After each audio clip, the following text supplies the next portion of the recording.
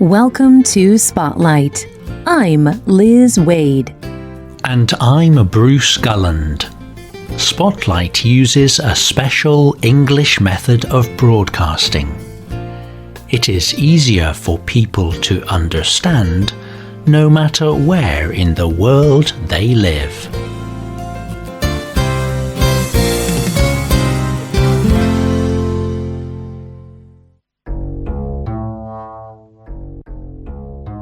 Imagine a painting of two women. They have the same face. But one is wearing a white European-style dress. The other wears a traditional Mexican skirt. You can see both of their hearts, and a single blood vein connects them. The woman in the white dress has cut a vein with scissors. Her dress is stained with blood. The women are holding hands. Behind them, there are dark clouds, like a coming storm. This is a painting called The Two Fridas by the Mexican artist Frida Kahlo.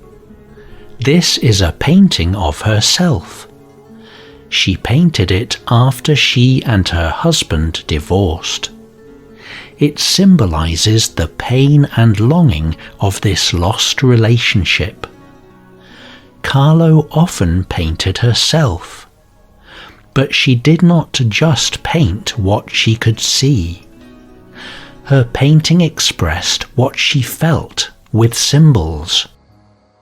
Using these symbols, she was able to paint about disability, love, and the traditional Mexican life. She is still an important artist today. Today's spotlight is on Frida Kahlo. Frida Kahlo was born in Mexico in 1907.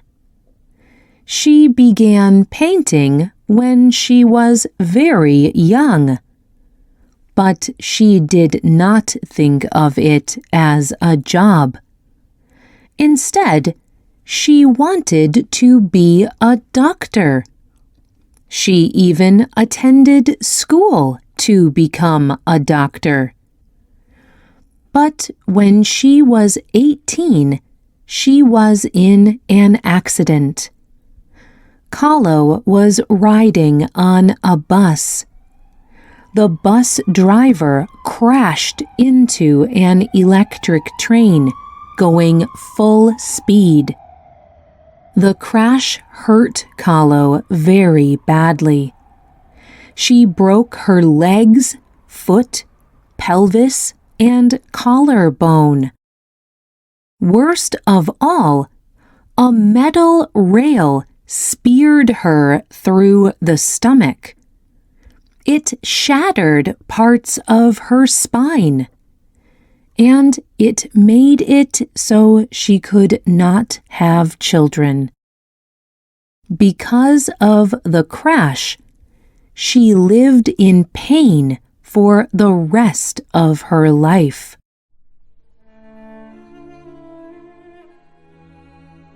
Later, Kahlo would paint about her pain. One of the most famous of these paintings is called Broken Column. It is another self-portrait. In it, she is naked from the waist up. Small white tears fall from her eyes. All over her body, nails stick out from her skin, though there is no blood. But this is not the strangest part.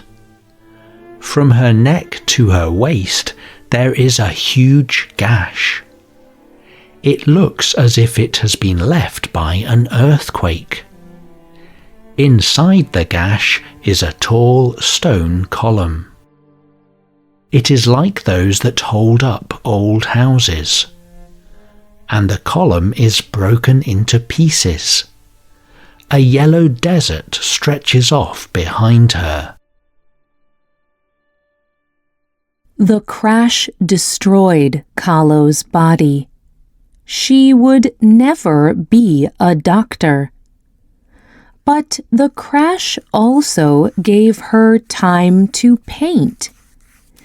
And in 1928, she met Diego Rivera. Rivera was a famous Mexican painter. He painted murals. In making a mural, a person paints directly onto a wall. Rivera's murals were very large public pieces.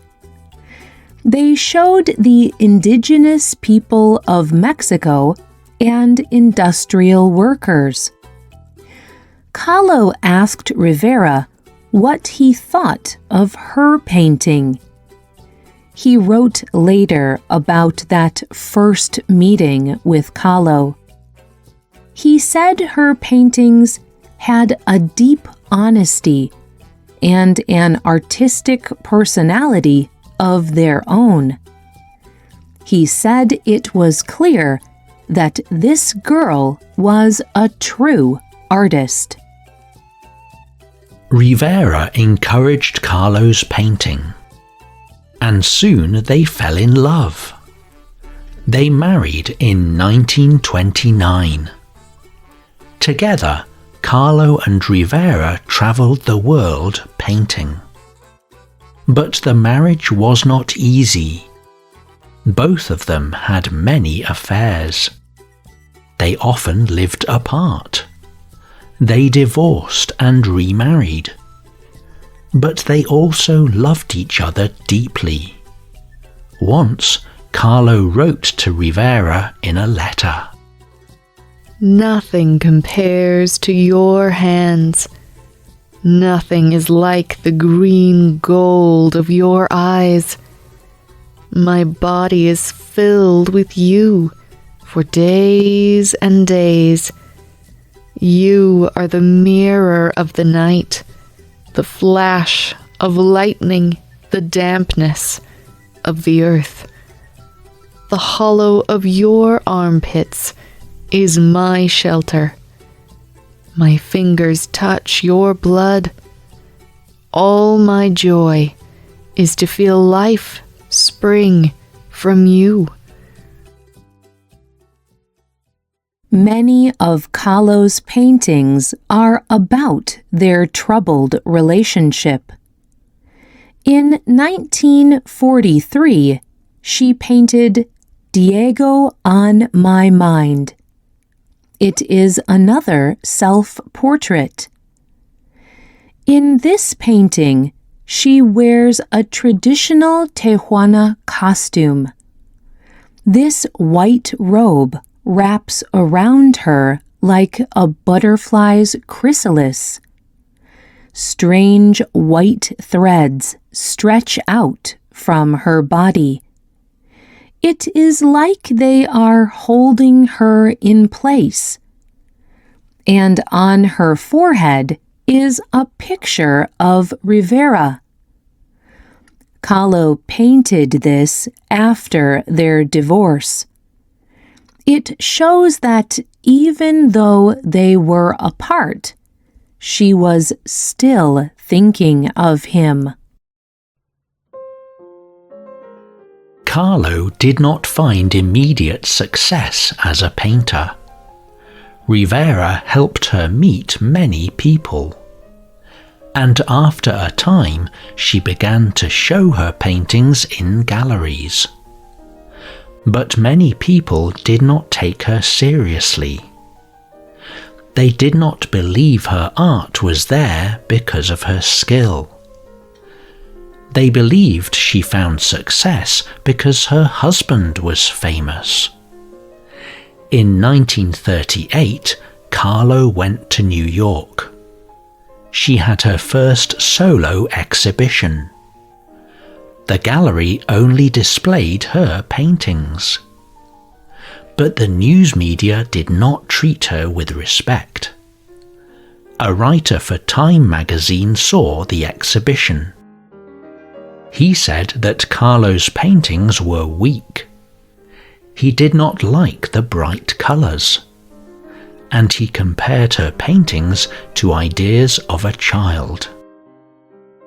But soon, people began to recognize Kahlo's work. The Louvre is a famous art museum in Paris, France.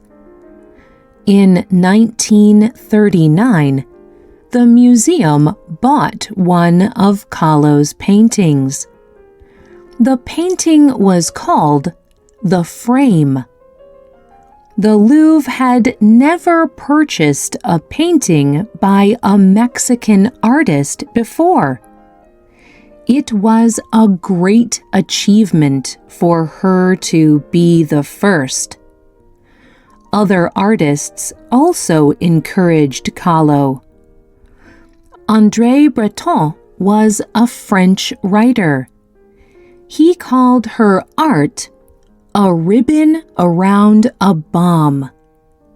He helped her find places to show her work. But Kahlo was most famous in her native country, Mexico. This is partly because she used images from Mexican culture. For example, one of her paintings is called The Love Embrace of the Universe, the Earth, Mexico, Myself, Diego, and Señor Xolotl. The painting shows the universe as a mother. This woman holds Kahlo and Rivera in her arms. From those arms grow the plants of Mexico. The painting also shows Cihuacoatl holding her. Cihuacoatl is a goddess from Aztec stories.